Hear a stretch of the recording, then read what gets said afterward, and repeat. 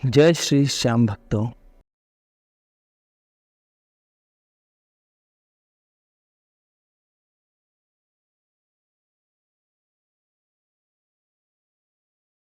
उसी दिन हम वकील साहब से भी मिले। फिर वकील साहब ने हमसे हमारे डॉक्यूमेंट लिए और अगले दिन दोपहर लंच टाइम में मिलने को कहा। फिर हम भी अपने घर आ गए। अगले दिन मैं अकेला ही वकील साहब के ऑफिस पहुंच गया। वकील साहब से भी वही सब बातचीत हुई जो कि डीजी सर से हुई थी। फिर वकील साहब ने हमें आगे का रास्ता बताते हुए धारा 9 का केस करने को कहा, जो लड़कों के पक्ष में होता है। धारा 9 का मतलब है जो पति अपनी पत्नी को रखना चाहता है लेकिन पत्नी खुद आना नहीं चाहती।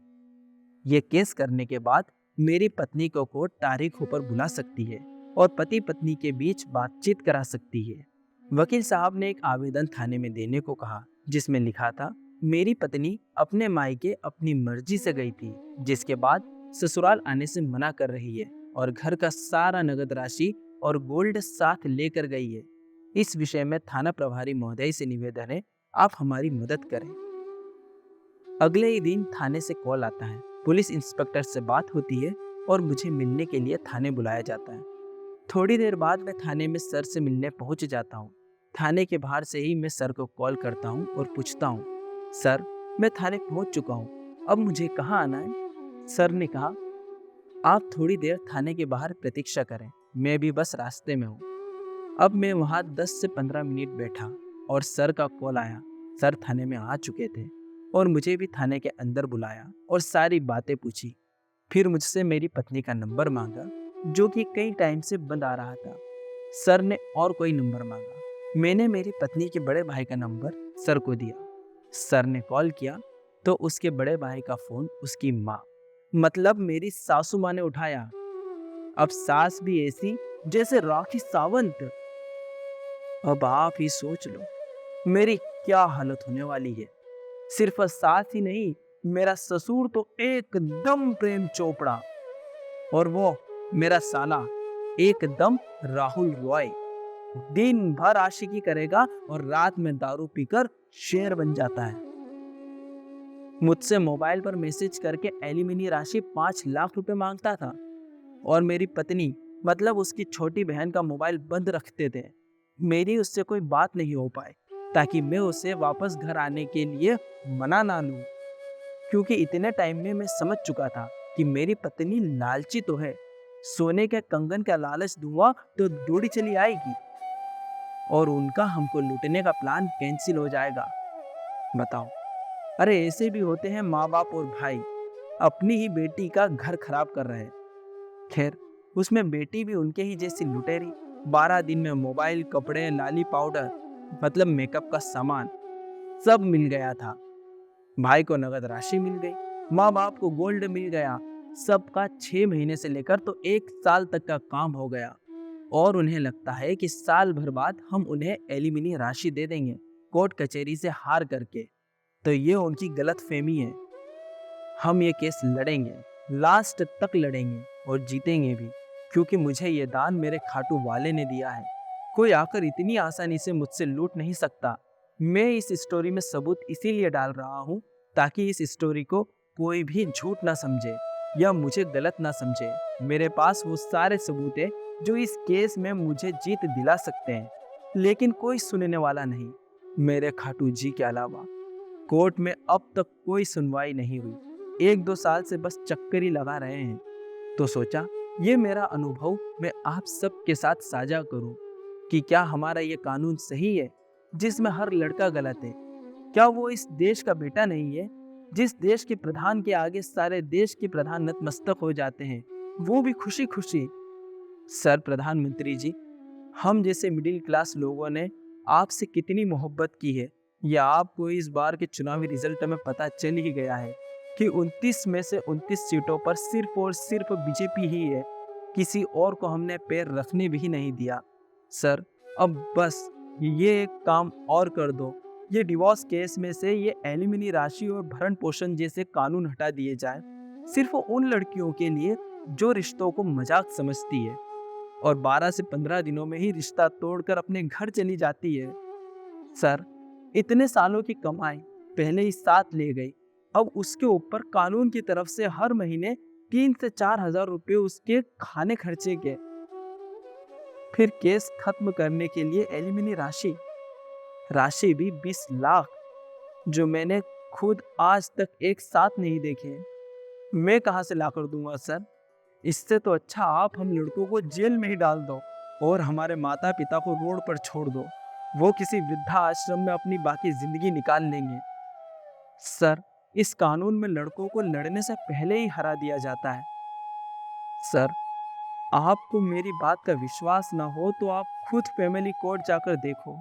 हर इंसान डिवोर्स ले रहा है। जिनके पास पैसे हैं वो पैसे देकर 2 दिन में डिवोर्स ले लेते हैं, और हम जैसे जिनका सब कुछ छीन लिया गया वो सिर्फ कोर्ट के चक्कर लगाते या फिर डर डर कर जाते हैं कि कोर्ट इसे पैसे देने का ना बोल दे।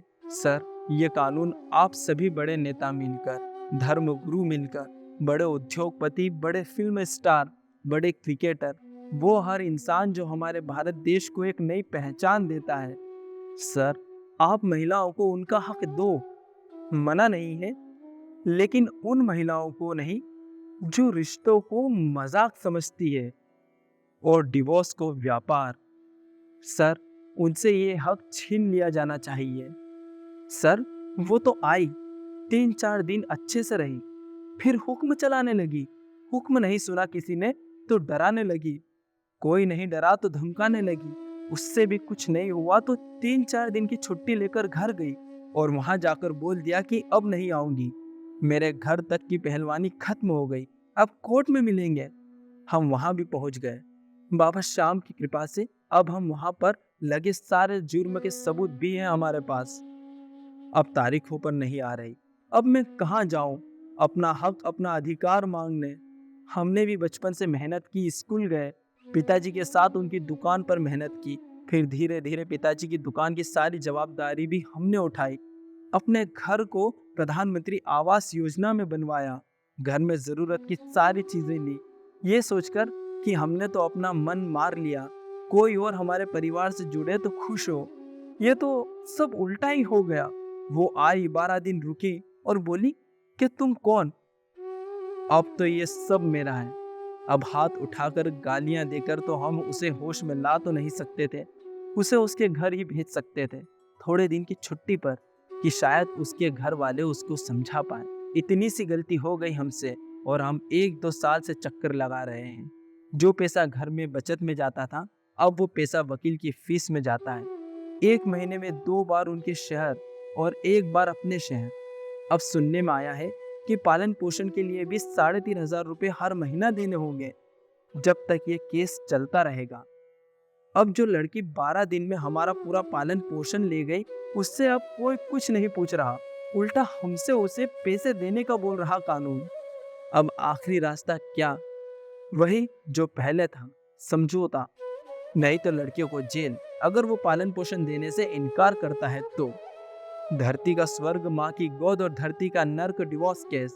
अब या तो माँ का स्वर्ग छोड़कर जेल जाओ या फिर उसी माँ के घर को बेचकर उन्हें बेघर करके उसे उसका आधा पैसा देकर समझौता करो, वो भी अगर वो चाहे तो। अगर उनका लालच और अब आगे ना बढ़े तो यहाँ भी लड़का आगे कुछ नहीं कर सकता। और फिर से तारीख से चालू। कभी कभी लगता है कि सच कहाँ कानून के पास आ गए न्याय कराने के लिए। यहाँ तो न्याय मिलते मिलते हमारी आधी जिंदगी के साथ अन्याय हो जाएगा, हमारी आधी उम्र बीत चुकी होगी। फिर शादी करके क्या करेंगे? कैसे अपने वंश को आगे बढ़ा पाएंगे? अपने परिवार का सोच कर ही कभी कभी थोड़ा दुखी हो जाता हूँ कि मेरी पहली शादी अधूरी रह गई। फिर माँ ये बोलकर हंसा देती है कि अच्छा हुआ खुद ही प्यार से अपने घर चली गई, वरना अभी तक तो हम सबको रुला देती। डर लगता था मेरी माँ को, क्योंकि हमारे दुकान जाने के बाद वो माँ से बदतमीजी से बात करती, उन्हें धमकियां देती। कोई मुझे कुछ नहीं बोलेगा वरना मैं जोर जोर से चिल्लाऊंगी, गालियां दूंगी। एक बार तो उसने मेरी चाची को गाली देने की कोशिश की, तेरी माँ की। इतना तो बोल ही दिया था। अच्छा हुआ ये खुद ही रुक गई, वरना घर में बवाल हो जाता। इसीलिए मैंने खुद ही उसके भाई को रात में ही सब बता दिया और सुबह हमारे घर आकर अपनी छोटी बहन को समझाने को कहा। वो आए सुबह, लेकिन तब तक मैं दुकान पर जा चुका था। पिताजी, माँ, बाकी सब घर पर ही थे। पिताजी, माँ ने सब बताया कि कितना परेशान कर रही है। आपने इन्हें आदर करना नहीं सिखाया। अपने पति और उसके माँ बाप के साथ कैसे बात करते हैं, बस दिन भर मोबाइल पर दोस्तों से बात, रात की 12-1 बजे तक। अब आप आए हो तो समझाओ अपनी बहन को, शायद आपकी बात मान ले। उसके भाई ने उसकी बहन से थोड़ी बात की और मेरी माँ पिताजी से 4 से 5 दिनों की छुट्टी मांगी। पिताजी, माँ ने भी ये सोचकर छुट्टी के लिए हाँ कर दी कि अपने घर अपने माँ बाप के पास जाएगी तो शायद वो इसे कुछ समझा पाएंगे। इसी बीच सब घर की छोटी मोटी बातों में लग गए। किसी ने यह ध्यान नहीं दिया कि वो घर की अलमारी से क्या क्या ले जा रही है। और दोनों भाई बहन बंटी और बबली ने अपना काम दिखा दिया। अलमारी में जितना भी गोल्ड, नगद राशि, चांदी जितनी भी पड़ी थी, सब साथ ली गई। कोई ये नहीं जान पाया कि रिश्तों का ऐसा भी मजाक बनाते हैं लोग कि अपनी परेशानी को मिटाने के लिए दूसरों को परेशानी में डाल देते हैं। लोग और कानून भी पहले उन्हीं का साथ देता है। बहुत तकलीफों के बाद मैं इस केस को इस मुकाम तक लाया हूँ, जहाँ शायद 1 या 2 साल के बाद ही इस मुकदमे की सही से सुनवाई हुई। इस बार की तारीखों में मैं भी बहुत जज साहब को कि सर, अगर मैं दोषी पाया गया तो मैं इसी वक्त हमारा घर बेचकर 20 लाख रुपए जो कि इसकी मांग है वो इन्हें देकर डिवोर्स ले लूंगा। इन्हें मुझसे डिवोर्स और पैसे ही चाहिए ना। अगर मैं जीत गया ये केस तो आप मुझे इन लोगों से उसी वक्त 20 लाख रुपए, हमारा गोल्ड, नगद राशि, जो सामान ये घर से ले गई थी, वो सब इस लड़की के साथ ही दिलवा कर देंगे। जीतने के बाद ये लड़की भी हमारे ही घर में हमारे साथ रहेगी। मैं इसे डिवोर्स भी नहीं दूंगा।